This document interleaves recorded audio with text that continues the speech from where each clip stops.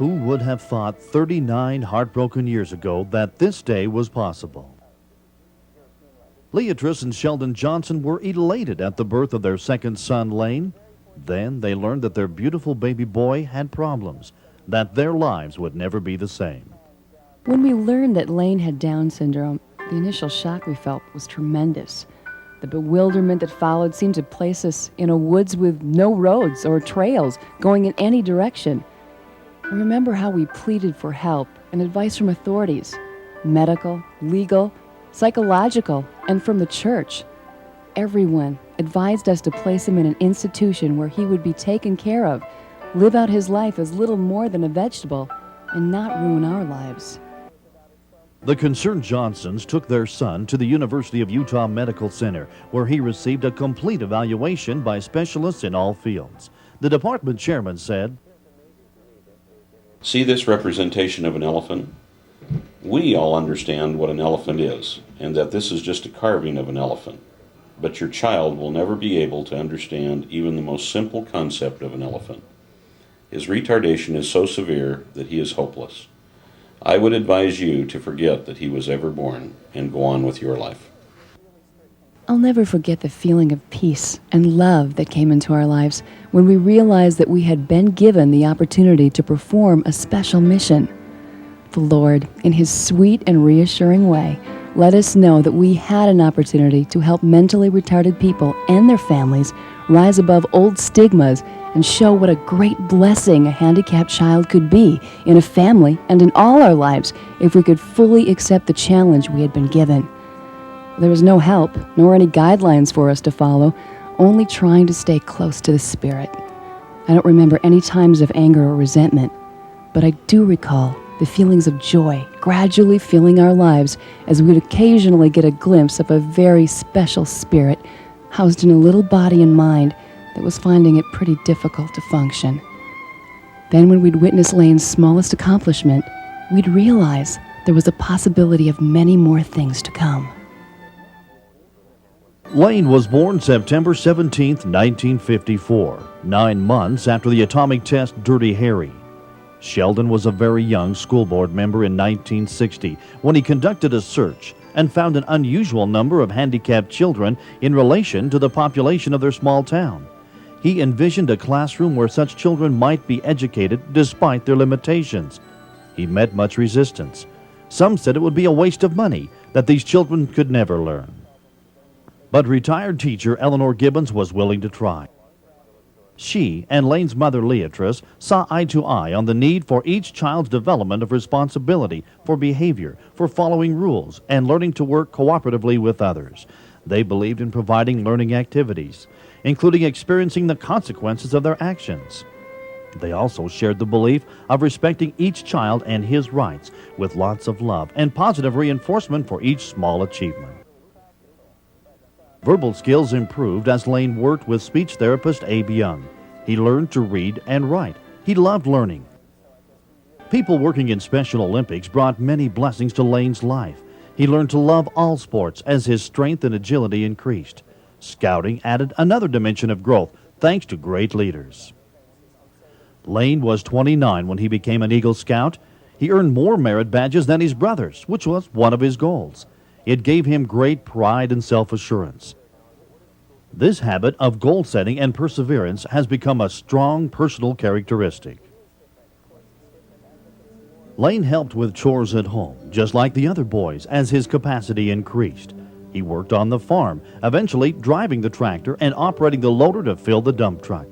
He became a skilled driver on the farm's ATV. He had his share of bumps and bruises, just like the others. Overprotection has never been one of his handicaps. Each new skill has taken patient, long-term instruction with lots and lots of practice and encouragement from everyone: parents, teachers, neighbors, friends, and family. Layne rode his bike to his first job as a dishwasher at a local restaurant. He graduated to riding his motorbike when he began work at Penny's, where for 24 years he has become known for his dependability, affability, and wisdom in relating to people. No one thought the day would ever come that Layne could be a licensed driver. No one but Layne and his father. So every day they drove around and around the farm. Layne's mother did not live to see him become one of 4 known Downs drivers licensed in America. Despite heroic measures to save his wife, Sheldon lost her to cancer. This devastating blow was so cruel as to seem crushing, insurvivable. Layne's health problems increased as he continued to have stomach pains that doctors could not find an answer for. He was grieving. Nevertheless, he accomplished his goal and was licensed to drive shortly after his mother's death, accomplishing the impossible even in the darkest of days. When it comes to the practical, the driving part, they did not want him to drive. They were frightened at the responsibility of passing a child with Down syndrome trusted as a driver. And so they went out with him, and they come back and say, he drives really well, but they found a small excuse to say, well, he stopped 2 feet in front of the stop sign, and it should have been right even with the stop sign. Or his left wheel touched the line as he made a right-hand turn. And so they found all kinds of excuses, but we were patient, and we just kept coming back for more, and another one, and another one, and another one. We just were insistent, and we were just being like Layne. We can be patient, we can, but we really won't give up. One day, a new driver examiner took him, and when he returned, he walked in and he said, I don't know what's all the fuss about. That boy is an excellent driver. Sheldon was shocked when the Washington County ARC called to say that Layne's name had come up on the waiting list for the Independent Living Program, a program Leatrice had been instrumental in developing. He had lost his wife. Could he bear to lose his son to independent living? It seemed to be Providence when they met. Sheldon married Laverna Bringhurst, a widow who had lost her sweetheart 3 years earlier to cancer. Together, they helped Layne adjust to the demands of his own decision to join the independent living program. A comfortable apartment downstairs was arranged. Layne and his roommate had a lot to learn before they could safely be left on their own to cook, shop, plan menus, manage money, and keep a sanitary home. Layne's ability to drive meant they had great freedom to shop for their needs, to attend classes in the evening, to participate in dances and social activities. They grew to love their independence. When Layne first started to drive, it was quite an emotional experience, and we worried a lot. We watched over him very closely. If he were late 5 minutes from an appointment to come home, we were worried, and we were out looking for him if he wasn't home in 10 minutes. But that soon developed into a trust that we found we could trust Layne. He was trustworthy, and we could allow him to do the thing he needed to do when he needed to do it. Layne and his charming roommate were leaving for work one morning, just happy and ready to go to work. And as they went out the door, I kind of teased them, as we often joked and teased with them, and because we think good humor helps develop the intellect. And I said, without thinking, now Layne, don't run over any elephants today on the way to work. And the two of them turned around, just bent over laughing. And Layne looked at me and said, oh, come on, Verna, you know elephants live in Africa. And they laughed at my silliness, walked out the door, and he drove them to work. And I remembered the words of that doctor so many years ago. And I thought, what a miracle I'm watching. What a joyous thing to see this young man who had no potential, according to some, so beautifully developed and so full of joy in life. So when his brothers decided to date, Layne wanted to date too. And when his brothers would think about marriage, he wanted to think about marriage. Layne has always been a boy that would say, well, I can be patient, but I want to get on with it. When time came for Layne to date, he wanted to do all the things that are necessary to make it a successful experience. So Layne had a tremendous trainer, a young man, John King, that led him through that. Proper etiquette, how to date, how to ask a girl for a date, how to act when you're on a date, all the manners and the social etiquette necessary, Layne learned from John King and all of the rest of us. When John thought he was ready to date, then John made occasions available for him to go out with college girls and girls John's age. He was a college student, and Layne would go with them bowling and to go picnics and do things, and they found out Layne was a fun boy to be with. He was exciting and loved to be with other people, and he was good at socializing. When Layne first met Shauna, he really took a liking to her. She was cute and bubbly and very popular. In fact, she was dating someone else, and so he felt discouraged and didn't think he could date Shauna. And I said, gee, Layne, does she have a ring on her finger? And he said, well, no. And I said, is she married? No. Is she engaged? No. And I said, then you go for it. If she doesn't want to date you, she'll tell you so. Go ahead and ask her. So he and John went to visit with Shauna's mother to see if it was all right if they had a date. And fortunately, Shauna's mother said yes. Layne's trainer called me and said Layne would like to date Shauna. How did I feel about it? And I said, well, Shauna has never really been out on a date, but I guess, you know, she's done a lot of other things, so this might be a new experience and something kind of fun for her and the young man. So they set up, but I says, I do want to meet the young man because I want to, you know, make sure that it's going to be okay. I says, I'm concerned about my daughter. They set up an appointment for the next night, and they came over that evening. Layne and Shauna, you could just tell that those two had a real eye for each other, and their feelings were already starting to flutter. I could see it. They just couldn't take their eyes off each other. And I really liked Layne. I thought he was just a very sweet young man, and he just had nice manners, and he just seemed like somebody that I felt like I would like Shauna to go with. Beth was 32, active, young, and healthy. She and Jerry had no reason to believe that there would be problems with the birth of their fifth child, their second daughter. Her color was not as pink as Beth thought it should be, but she was beautiful and petite.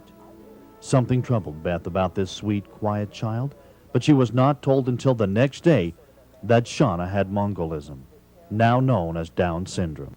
Shauna was welcomed home with open arms. The bonding of our family began that day. It was harder for Jerry to accept at first. She knew her daddy was kind of not too sure about what was going to happen here, and she worked really hard on him. She said Dada first, and she asked for Wawa from her daddy, not me. I mean, everything was always directed to her daddy. I think she knew she had to win him over. I mean, she had an inner sense about her that just amazed me.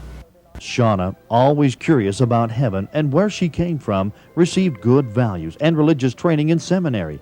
She loves her scriptures. She learned about music and enjoys leading the congregation in song. Her speaking ability was enhanced as she had opportunity to express her feelings. Shauna is very competitive and gives her all to win.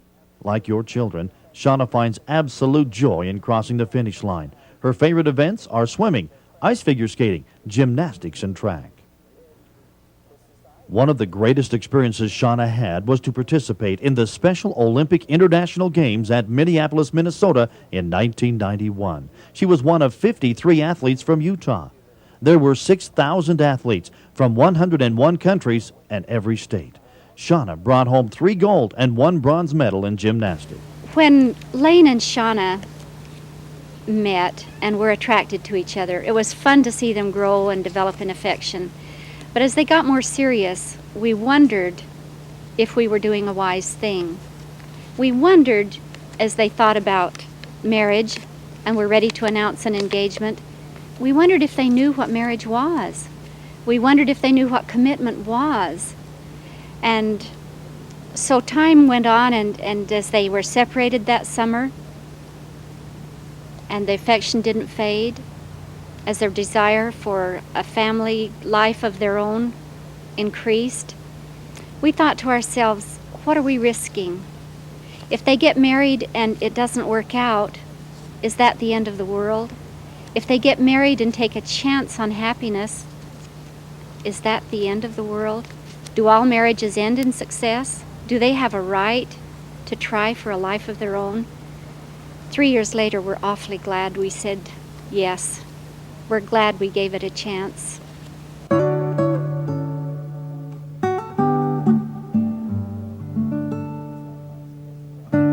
They They have both come so far, overcome so many obstacles, learned so much. They share the same hopes and dreams. Like so many other young couples in love, their days are rich with affectionate conversation and laughter, with learning about each other and how to make their new household work. When they were first married, it was hard for Layne and Shauna to say goodbye. He was often late for work. Together they learned how to schedule their bedtimes and risings so that he was able to arrive at work rested and on time as before. This was a learning time of adjustment and understanding, probably not unknown to other newlyweds. Shauna and Layne keep a clean, tidy home. They are both so proud of their ability to plan and cook their own meals. Shauna likes to have lunch ready when Layne comes home from work. They take turns cooking dinner, with several dining out scheduled in their week. Some people envy them. Together they teach Richard, Layne's handicapped friend. Layne has taught Richard for many years. Now they both bring joy to Richard's life. They both find this association satisfying to their deeply religious nature as they try to be like Jesus. Layne and Shauna help at the temple each week. Layne says when Jesus comes down to the earth, there will not be any handicapped on the earth. He says Jesus will change to a red robe when he comes and brings the millennium to earth. I read it myself, he says, quoting chapter and verse. Then I will be a normal person, says Layne, who by nature requires truth, order, and perseverance to righteous principles. He is tenacious in moving people he loves in the direction his spiritual understanding thinks is best. Whatever the subject, geography, math, health, social studies, this young couple delights in learning. They come home thrilled with each class experience. They are both sports enthusiasts who enjoy bowling, tennis, skating, boating, and watching their favorite teams on TV. Angie is their trainer in independent living. She helps them plan menus, budget, shop, and cook special dishes, set goals, and work to achieve them. When Layne and Shauna were first married, they would have experiences that surprised us. And we would think, well, gee, why are we surprised? If it were any of our other kids, they would do the same thing. They would say the same things. For instance, Layne came up one day and his basement apartment, which is not divided by a door from the downstairs to the upstairs, came upstairs and said, Dad, my wife needs, and she does need, a door for privacy. And we looked at each other and we thought, that's what our other kids would say. And they just struggled because they were living in a downstairs apartment. They wanted a home of their own. That's what our other kids would say. And so with patience and with learning, they have developed skills to the point that we know they'll be fine in their own home, separate and apart from us. They've learned responsibility, and so now they're ready for a home of their own. And as we're building a home of their own, some people say, gee, it looks like a dollhouse. You know, it's so neat. It's so terrific. But let me tell you, this is not a dollhouse. This is not a pretend house. These are not pretend lives. These are young people who earned the right to be married, earned the right to have a home of their own, and they're just beautiful people, ready to live on their own. We're very, very proud of them. In retrospect, as I look back on Layne's life and see his successes and his failures and his problems, I attribute most all of his successes to the fact that of expectations and persistence in struggling to overcome. I just feel very strongly that we expect way too little from handicapped people, and our patience ought to be that we can allow them time to accomplish, but we must accomplish. Layne is not an extraordinarily talented Down syndrome child. His IQ is estimated at 48, so he's probably below the average, but his desire to learn and his persistence has been so strong that he has continually kept learning, and I feel strongly that the real secret is persistence in learning and great expectations. Don't drop your expectations of these great children. It suddenly struck me the other day that the thing we're trying to do, the message we're trying to get out in regard to Layne and the influence he has on other people, the success he has in his life, is related so closely to the story of Helen Keller and the battle that Anne Sullivan had as she struggled to bring Helen out of that dark prison she was in, unable to see, unable to hear. And it struck me that the parents were one of the biggest barriers as she tried to help Helen. Because what Anne Sullivan tried to do, which was to bring discipline to Helen, to bring self-responsibility to Helen, to bring her a knowledge that she belonged in a system and could be a part of the whole if she had self-control and had a vision of what life was about. The parents didn't like the way that was happening because it was painful. People with disability need to have a knowledge that they can do it, but they also need to have self-discipline. They need to have responsibility. And I think without self-discipline and a responsibility, that was Layne's beautiful mother, Leatrice, really worked hard for Layne to learn, and his dad worked hard, and other people around helped. But without that, Helen would never have learned to read. She would never have learned to write. She would never have been an inspiration to people all around the world. And as we see how Layne touches lives of people, he's not Helen Keller, but he's Layne Johnson. And he was a little baby boy deemed to be worthless. I mean, to just be put in an institution and forgotten about. Layne is getting what he deserves out of life, which is happiness and a full life. As I've looked back over my life and that of our family, the process of going from grief to solace is a long, drawn-out process, with a lot of problems and complications continually trying to thwart our progress. But I know the measure of our success can be attributed to a very simple formula. Substitute grief with acceptance of challenge. Substitute sorrow with dedication to challenge. If we can keep the challenge uppermost in our minds and dedicate ourselves to the task before us, the blessings we receive will be so abundant and rewarding. The trials we were faced with at first can only become great blessings in our lives.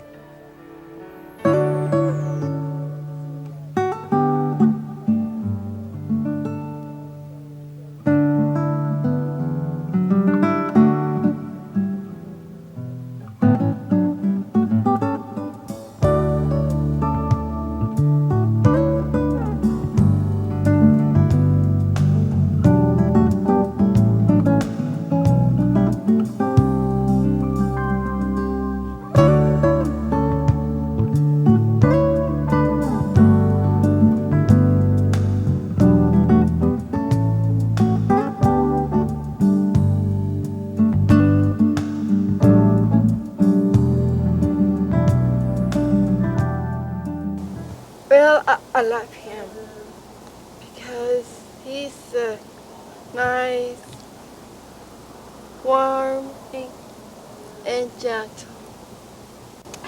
He take care of me.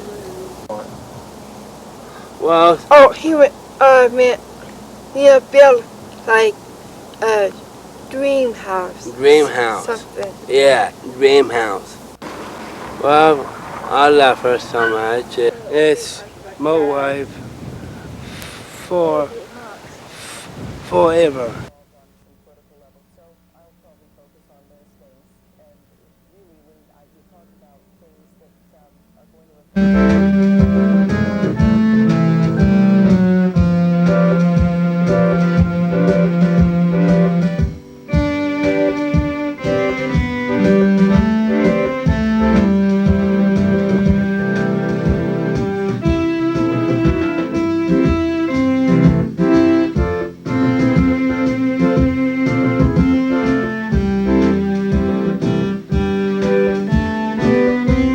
I remember now.